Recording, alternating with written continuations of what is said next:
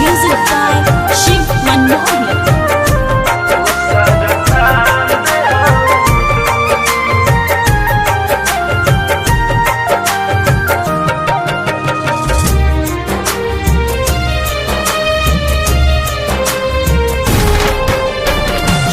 एगो चांद के सबके जाने दूसरा चांद हो तू। एगो चांद के सबके जाने दूसरा चांद हो तू। सातों रंग के सबके पता बा आठवा रंग हो तू। एगो चांद के सबके जाने दूसरा चांद हो तू।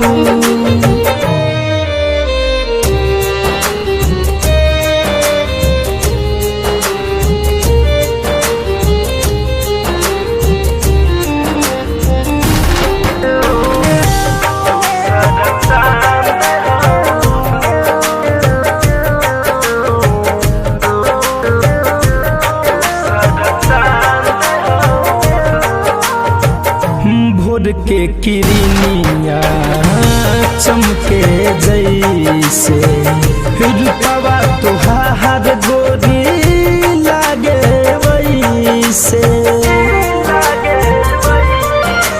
हो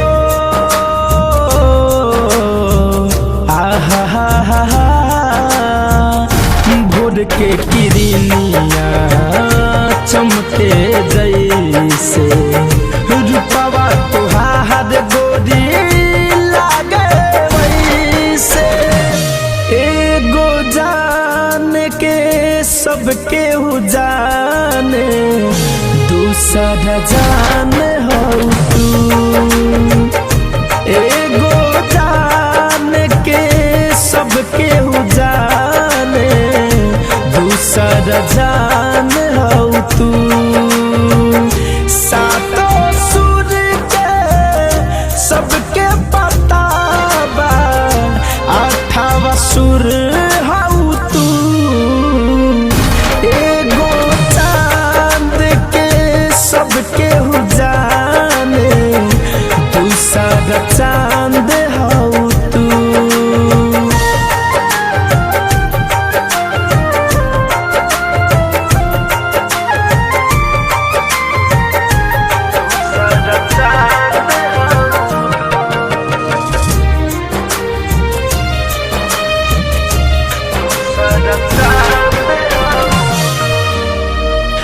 बनवा में जबो जबो गावे कोयलिया बोले मीठा मीठा लागे बोलिया।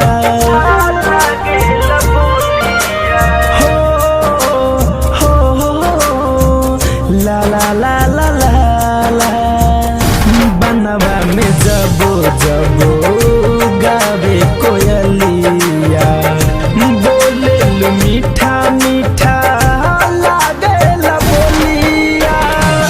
चंपा चमेली के फूल से ज्यादा खिलल रहेल तू।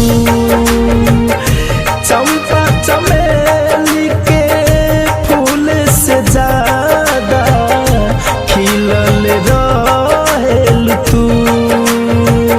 धड़कन धनंजय राजा